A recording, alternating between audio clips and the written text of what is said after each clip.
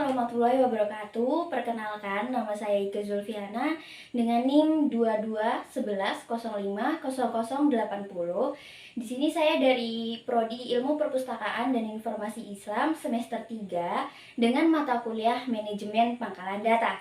Jadi di sini saya akan memberikan contoh atau menjelaskan bagaimana sih caranya membuat database secara sederhana di dalam perpustakaan perguruan tinggi. Jadi mari kita simak videonya berikut ini. Nah, hai teman-teman, di sini saya akan menjelaskan atau memberikan contoh bagaimana sih caranya membuat database sederhana dengan menggunakan rumus VLOOKUP. Di sini saya menggunakan judul database di perpustakaan perguruan tinggi. Nah, sebelumnya kita harus memiliki tabel ya kawan-kawan.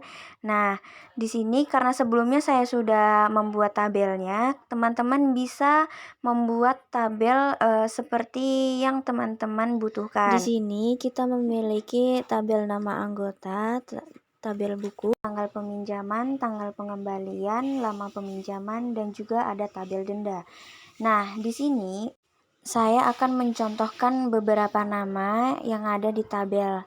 Yang pertama, kita ketik yaitu nama Imelda Ashari.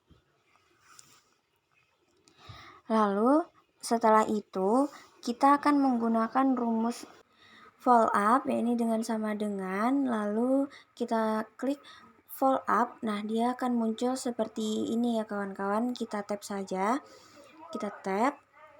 Lalu setelah itu kita pencet nama Imelda Ashari, lalu titik koma.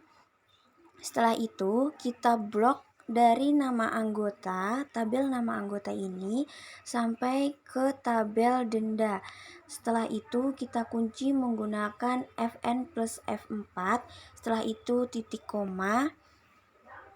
Lalu untuk mencari buku itu di kolom berapa, kita bisa menghitungnya dari kolom di atas.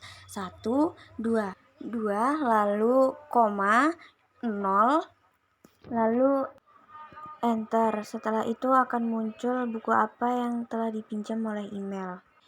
Untuk langkah selanjutnya, kita masih menggunakan contoh atau rumus yang sama seperti tadi, yakni sama dengan VLOOKUP, lalu klik nama Imelda Ashari, lalu titik koma, setelah itu kita blok, lalu kita kunci menggunakan Fn plus F4.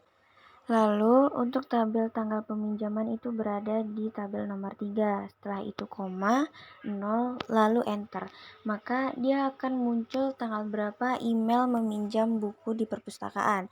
Setelah itu, untuk di kolom lama peminjaman itu kita masih menggunakan rumus yang sama, yakni VLOOKUP, lalu klik Imelda Ashari, titik koma, kita blok sampai denda. Lalu kita kunci menggunakan Fn plus F4.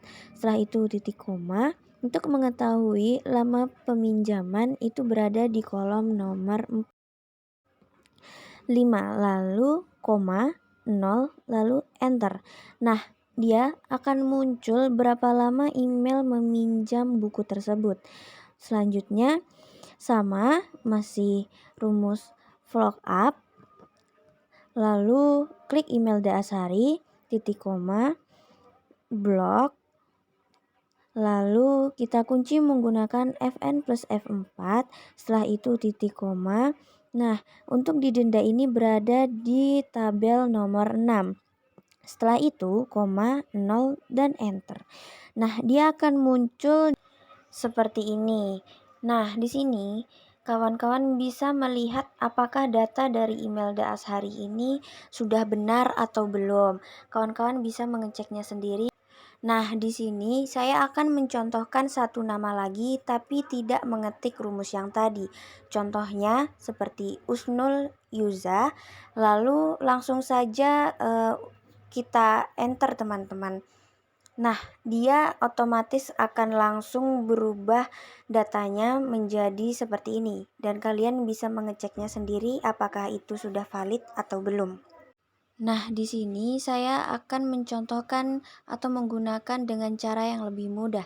Yang pertama, kita klik data, lalu kolom, lalu setelah muncul seperti ini kita klik setting, lalu kita pindahkan ke live, lalu setelah muncul tanda panah seperti ini, kita pencet, lalu kita blok dari nama awal sampai terakhir.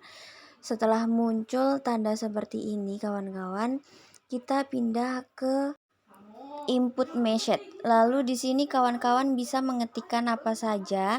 Di sini saya contohkan seperti error. Lalu untuk di bawah saya ketikkan not. Setelah itu kita klik OK. Nah, dia akan muncul tanda panah seperti ini kawan-kawan. Ini akan memudahkan kawan-kawan untuk mencari nama-nama tersebut dan tidak perlu untuk mengetiknya ulang.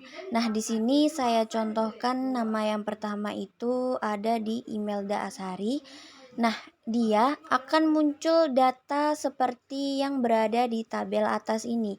Nah, teman-teman bisa lihat sendiri apakah dia valid atau tidak. Selanjutnya, di sini ada Usnul Yuza dan teman-teman bisa melihatnya sendiri apakah datanya benar atau tidak. Kurang lebih seperti itulah contoh dari saya.